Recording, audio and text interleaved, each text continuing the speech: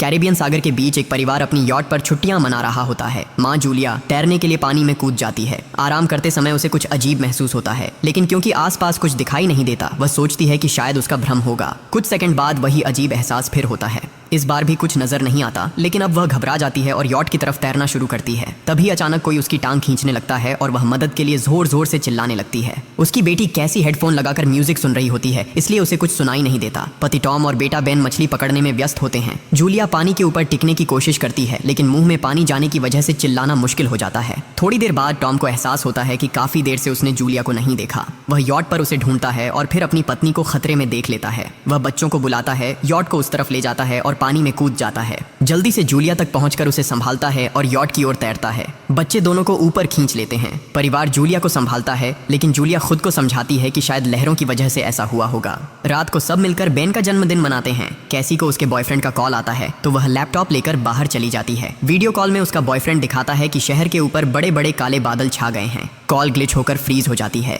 कैसी यह बात परिवार को बताने आती है, लेकिन टॉम कहता है कि शायद जमीन से दूर होने की वजह से सिग्नल कमजोर है। तभी सबको एक आवाज सुनाई देती है। वे सब बाहर जाते हैं और देखते हैं कि व्हेल मछलियों का एक समूह गुजर रहा है। टॉम समझाता है कि व्हेल मछलियां हमेशा पृथ्वी के मैग्नेटिक फील्ड को फॉलो करती हैं, लेकिन जब तूफान आता है तो वे कंफ्यूज हो जाती हैं। अचानक यॉट जोर से हिलती है और बेन गिर जाता है। टॉम को चिंता होती है कि कहीं यॉट को नुकसान तो नहीं पहुंचा, इसलिए वह डाइव करके नीचे चेक करने चला जाता है। कुछ देर बाद वह सतह पर वापस आता है, लेकिन उसके कंधे पर एक बड़ा घाव होता है। जूलिया तुरंत उसका जख्म सीती है। टॉम बताता है कि पानी के अंदर उसे ऐसा लगा जैसे उसके पीछे कोई बहुत बड़ा जीव था, लेकिन जब उसने मुड़कर देखा तो प्रोपेलर से कट लग गया। वह कहता है कि जो भी चीज थी बहुत बड़ी थी। टॉम को यॉट पर काफी नुकसान दिखाई देता है, इसलिए उन्हें मदद बुलानी पड़ती है। जूलिया बार बार रेडियो पर कोशिश करती है। कैसी फोन पर सिग्नल ढूंढती है, लेकिन कुछ भी काम नहीं करता। तभी कैसी को एक अजीब सा जीव दिखाई देता है और वह चिल्ला उठती है, लेकिन वह तो बस बेन होता है जो मास्क पहनकर मजाक कर रहा होता है। कुछ देर बाद यॉट पूरी तरह बंद हो जाती है और समुद्र के बीच में फंस जाती है। जूलिया रेडियो में एक आवाज सुनती है, लेकिन आवाज इतनी खराब होती है कि उसे कुछ समझ नहीं आता।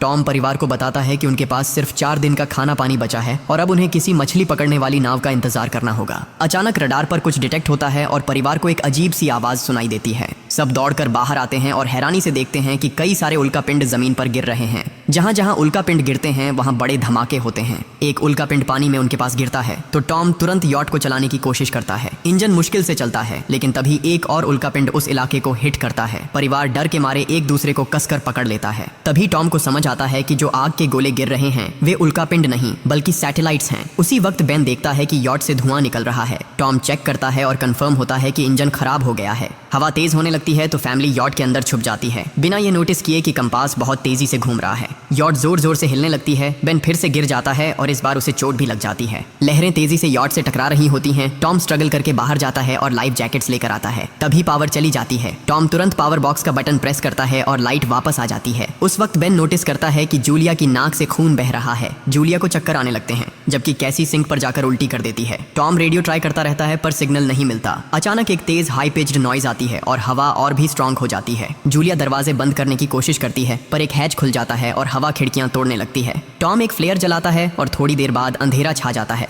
अगली सुबह फैमिली शॉक में उठती है कि वो स्टॉर्म से बच गए हैं, लेकिन यॉट आधी तबाह हो गई होती है। जब वो बाहर आते हैं तो देखते हैं कि समुद्र का पानी गायब हो गया है और यॉट अब जमीन पर अटकी है। सब ये देखकर शॉक में आ जाते हैं। कैसी सिग्नल चेक करती है पर नेटवर्क बिल्कुल डाउन होता है। बेन 2 मरे हुए केकड़ों से खेलने लगता है। टॉम कंपास चेक करता है और देखता है कि वो उल्टा हो गया है। ये आखिरी बार 7 लाख साल पहले हुआ था। कैसी को लगता है कि उसका बॉयफ्रेंड मर गया होगा और वो टूट जाती है। जब जूलिया उसे समझाने आती है तो कैसी उसे दूर कर देती है और छुपने चली जाती है। जूलिया और टॉम बची हुई सप्लाईज देखते हैं। बेन अपने बर्थडे बलून्स एक पत्थर से बांध देता है ताकि शायद कोई बचा हुआ सर्वाइवर देख ले। टॉम फिर रेडियो ट्राई करता है और इस बार एक आदमी से कनेक्शन हो जाता है। उसका नाम नाव होता है और वो एक सबमरीन का कैप्टन होता है। उसकी सबमरीन भी लैंड पर अटक गई है। वो कंफर्म करता है कि मैग्नेटिक पोल्स रिवर्स हो गए हैं, इसलिए ओशन पीछे हट गया है और जमीन डूब गई है। वो कहता है कि उसने अभी तक और सर्वाइवर्स नहीं देखे और कम्युनिकेशन सिस्टम्स बिल्कुल डाउन हो गए हैं। वो मजीद ये भी कहता है कि पोल्स फिर रिवर्स होंगे और शायद 1 हफ्ते में समुद्र वापस आ जाएगा। वो फैमिली को वार्न करता है कि जितना हो सके ऊंची जगह चढ़ जाओ, क्योंकि जब पानी वापस आएगा तो वो बहुत खतरनाक होगा। वो बोलता है उसका पार्टनर क्रैश में मारा गया और सबमरीन में बस 3 लोगों की ही जगह है। जूलिया और टॉम उससे कहते हैं कि प्लीज हमारे बच्चों को बचा लो। वो उन्हें अपने कोऑर्डिनेट्स दे देता है। टॉम कैलकुलेट करता है कि सबमरीन तक पहुंचने में 2-3 दिन लगेंगे।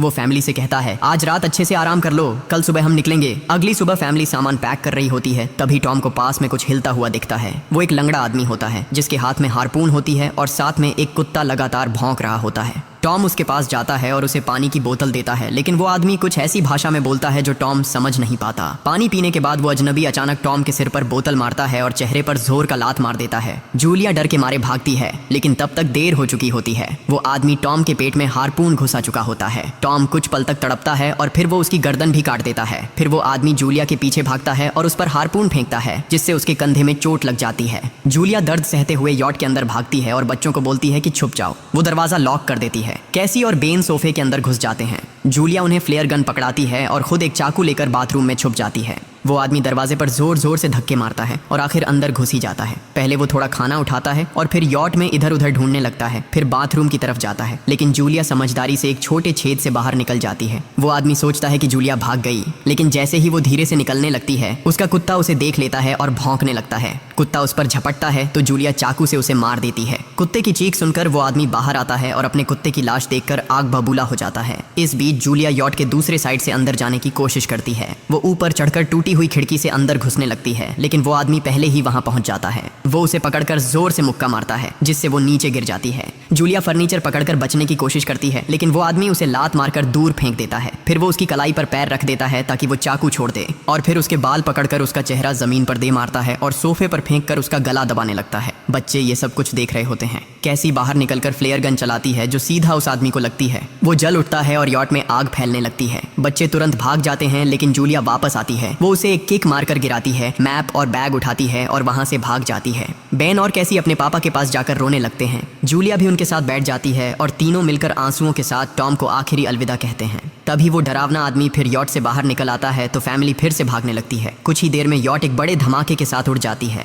थोड़ी दूर चलने के बाद वो लोग एक छोटे से झरने के पास रुकते हैं ताकि थोड़ा आराम कर सकें। कैसी सोचती है कि शायद वो पागल आदमी उनके पास गुब्बारे देखकर आया था। ये सुनकर बेन खुद को कसूरवार मानने लगता है। जूलिया उसे समझाती है कि इसमें उसकी कोई गलती नहीं थी और सबको आगे बढ़ने को कहती है, क्योंकि वो आदमी अभी भी उनके पीछे है। रास्ते में एक छोटे तालाब के पास बेन एक मरी हुई हैमरहेड शार्क देखकर हैरान रह जाता है। तभी जूलिया नोटिस करती है कि वो आदमी फिर उनके करीब पहुंचने वाला है। सब लोग दौड़ पड़ते हैं और एक रेत के टीले से नीचे गिर जाते हैं, जहां उन्हें जहरीला कचरा दिखाई देता है। फैमिली सावधानी से उसे पार करती है और लगता है कि उन्होंने उस आदमी से पीछा छुड़ा लिया है। चलते चलते उन्हें बड़े बड़े मरे हुए सी एनिमल्स और समुंदर के नीचे जमा हुआ सारा प्लास्टिक दिखने लगता है। बेन धीरे धीरे चलने लगता है तो जूलिया समझ जाती है कि वो डिहाइड्रेशन के करीब है। वो सबको रुकने को कहती है। जब वो पानी की बोतल देखती है तो उसे झटका लगता है। बोतल में पानी लगभग खत्म हो चुका होता है। कैसी को एहसास होता है कि शायद उसने बोतल ठीक से बंद नहीं की थी। जूलिया गुस्से में चिल्लाती है कि उसकी लापरवाही की वजह से पानी खत्म हो गया। कैसी जवाब देती है, क्या फर्क पड़ता है, वैसे भी हम बचने वाले नहीं हैं। दोनों के बीच लंबी बहस होती है, फिर भी फैमिली आगे चलती रहती है।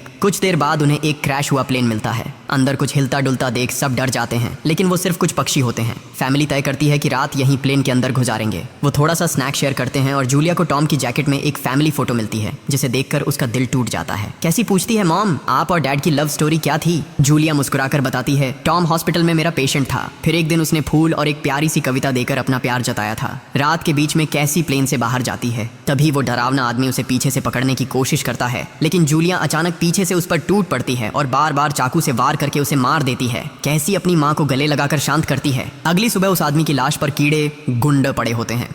फैमिली नोटिस करती है कि उसके शरीर पर कई काटने के निशान हैं, मतलब इस एरिया में कोई खतरनाक जीव छिपा हुआ है। जैसे ही वो लोग वहां से निकलते हैं, केकड़े उसके मुंह से बाहर निकल आते हैं। कुछ घंटों बाद जूलिया और कैसी मैप देख रही होती हैं, लेकिन बेन धीरे से आगे निकल जाता है। जूलिया चिल्लाती है, रुक जाओ, लेकिन बेन एक तालाब में झुककर पानी पीने लगता है। जूलिया तुरंत उसे खींचकर बाहर निकालती है और समझाती है कि अनजान पानी उसे बीमार कर सकता है। धूप बहुत तेज हो जाती है तो फैमिली अपने सिर कपड़ों से ढक लेती है। बेन को चक्कर आने लगते हैं। तभी उन्हें कुछ पुराने कुर्सियां मिलती हैं और जूलिया कैसी उनसे एक टेम्पररी शेल्टर बना लेती हैं। जूलिया बेन को इंजेक्शन लगाती है और तय करती है कि वो रात वहीं बिताएंगे। सुबह जूलिया एक अजीब सी आवाज सुनकर उठती है। बाहर जाकर देखती है तो क्रैब्स का एक बड़ा झुंड उनकी तरफ आ रहा होता है। वो तुरंत बच्चों को उठाती है और तीनों भागना शुरू कर देते हैं। भागते भागते उन्हें एक बड़ा कार्गो शिप दिखाई देता है। वहाँ 3 क्रू मेंबर्स जिंदा होते हैं। एक औरत उनकी मदद करना चाहती है, लेकिन बाकी 2 आदमी मना कर देते हैं और तीनों फैमिली को बाहर छोड़कर कंटेनर लॉक कर लेते हैं। क्रैब्स पास आ जाते हैं। जूलिया बच्चों को कंटेनर के ऊपर चढ़ाती है। खुद जब चढ़ने लगती है तो क्रैब्स उसके पैर को जोर से काट लेते हैं। बच्चे उसे खींचकर ऊपर चढ़ाते हैं, नहीं तो वो नीचे गिर जाती। कंटेनर के एक छेद से आधे क्रैब्स अंदर घुस जाते हैं। क्रू मेंबर्स फायरिंग शुरू करते हैं, लेकिन क्रैब्स उन पर हावी हो जाते हैं और दोनों को मार डालते हैं। आखिरी आदमी छत के होल तक पहुंचता है, लेकिन क्रैब्स उसे भी नीचे खींच लेते हैं और वो भी मर जाता है। जूलिया अपने जख्म पर पट्टी बांधती है और बेहोश हो जाती है। कुछ देर बाद जब वो उठती है तो खुद को रेत के तूफान के बीच अकेली पाती है। वो घबराकर बच्चों को ढूंढने लगती है। एक मरी हुई औरत का हथियार उठाती है और जोर जोर से चिल्लाती है। कैसी उसकी आवाज सुनकर लौट आती है और बताती है कि वो और बेन मदद ढूंढने गए थे, लेकिन कोई नहीं मिला। फिर दोनों बेन से मिलते हैं, जिसे एक खुला कंटेनर मिलता है जहां वो तूफान खत्म होने तक रुक सकते हैं। जूलिया टॉम का लाइटर निकालती है और अपने जख्म को जलाकर बंद करती है, जो बेहद दर्दनाक होता है। तूफान थमने के बाद उन्हें एक और कंटेनर मिलता है जिसमें बहुत सारी पानी की बोतलें होती हैं। बॉडीज चेक करते वक्त उन्हें एक रेडियो और एक गन भी मिलती है। जूलिया नाव से संपर्क करती है और बताती है कि मैप खो गया है। इस पर नाव बताता है कि उन पर आर्थ्रोपॉड्स ने हमला किया था, वो अब इसके जीव हैं जो ऑक्सीजन की वजह से पूरी तरह पागल हो चुके हैं। अब नाव फैमिली को जल्दी करने को बोलता है, क्योंकि उसके इंस्ट्रूमेंट्स ने कैलकुलेट किया है कि समुद्र उम्मीद से ज्यादा जल्दी वापस आएगा और उनके पास सिर्फ कुछ घंटे बचे हैं। वो एक फ्लेयर शूट करता है और फैमिली उस दिशा में चलना शुरू करती है। लंबी वॉक के बाद फैमिली को एक टूटा हुआ टॉयलेट मिलता है जिसमें बेन पेशाब करता है। अब वो लोग आखिरकार सबमरीन को पास ही देख लेते हैं, लेकिन वहां पहुंचने के लिए उन्हें एक बड़ा चट्टानी रास्ता पार करना होगा। जैसे ही वो रास्ते से गुजरते हैं, दीवारें हिलने लगती हैं और पत्थर गिरने लगते हैं, जिससे एक भयानक रॉक स्लाइड हो जाता है। जूलिया तुरंत अपने बच्चों को साइड में धक्का देती है और खुद भी पीछे हट जाती है ताकि कुचली न जाए। अब एक पत्थर की दीवार उनके बीच आ गई है।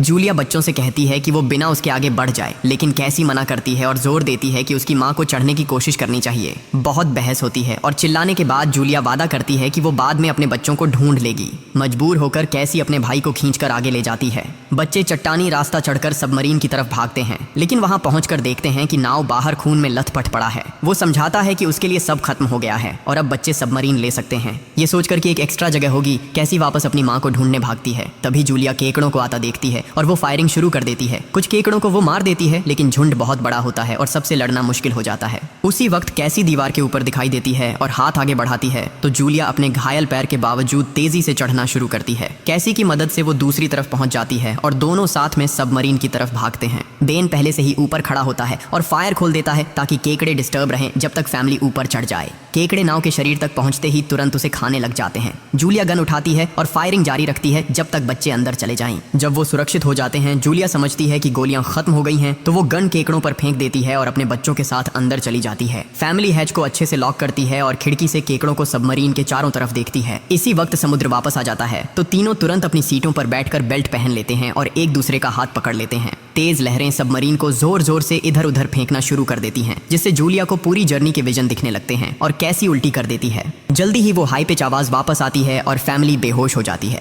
कुछ देर बाद जूलिया और बच्चे होश में आते हैं और खुद को जिंदा देखकर खुश होते हैं। वो हैच अनलॉक करके बाहर निकलते हैं और देखते हैं कि लहरों ने सबमरीन को एक तबाह शहर में गिरा दिया है। यानी अब जिंदा रहने और नया जीवन शुरू करने की उम्मीद है। और यहीं पर फिल्म खत्म होती है।